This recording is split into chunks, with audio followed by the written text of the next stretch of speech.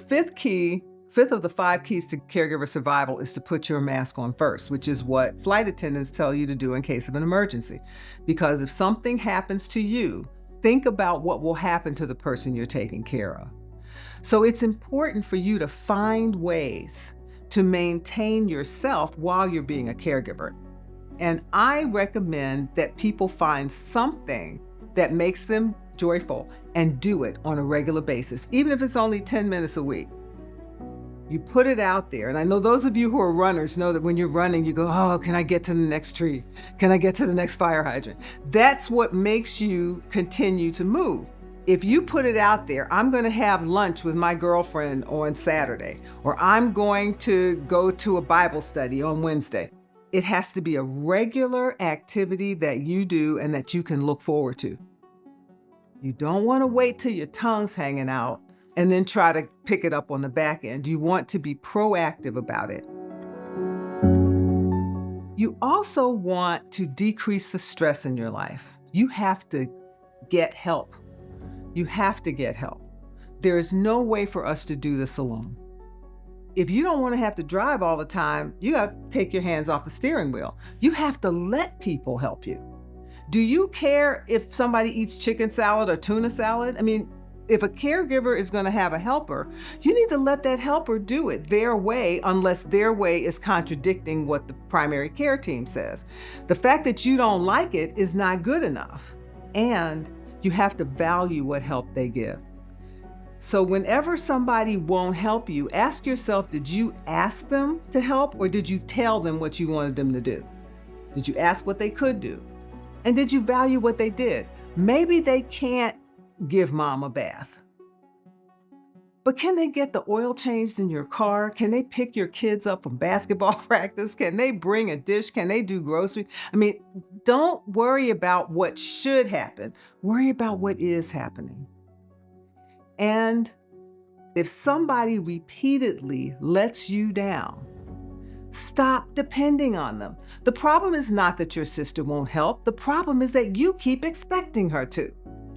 Get help where you can get it. Don't worry about what should happen, but what is happening. I also write fiction under the pseudonym Cheryl Robbins, and my logo is a woman who's standing on a ball, juggling. And the balls are boss, wife, mother, daughter. And she's juggling these balls, and she's looking at these balls, and at her feet is a ball that is broken. And that ball says me.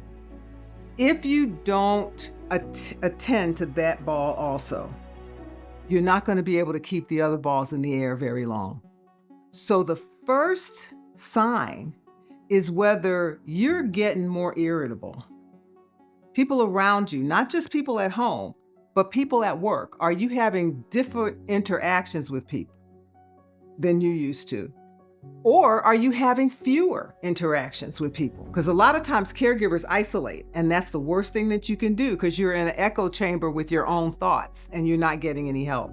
But if you find that you are more irritable, if you find that you are more tired all the time, and there are spiritual fatigues as well as physical fatigues, but if you are bone marrow level weary and you're getting back up there at a cost or at a difficulty, that's a sign of burnout.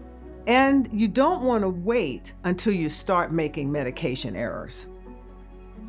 That's really important. You want to get this when you first see that there's something happening. And if someone who cares about you that you trust mentions it, listen to them.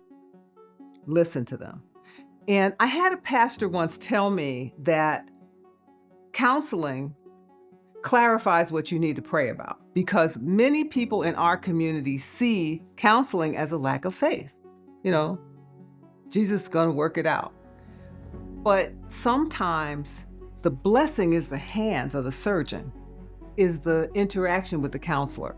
So if you are unhappy, and no, we're not going to be happy all the time, but if you are basically dreading the day or not happy about getting up to do your next day, it's time to talk to somebody. These are the earlier signs of burnout: dreading your day, irritability, And lack of concentration is another. If you're not doing well on your job, there's something that we call presenteeism, which means your body's at work, but your mind is somewhere else. And that can lead to disciplinary actions and not getting promotions and having more financial difficulty, because the face of financial insecurity and aging is female. And a lot of that has to do with what happens when you're a caregiver. So you need to look at all of these aspects and get some counseling. I recommend that people work with your department on aging to start there, to see what resources are available for you. The National Council on Aging has a software program called the Benefits Checkup.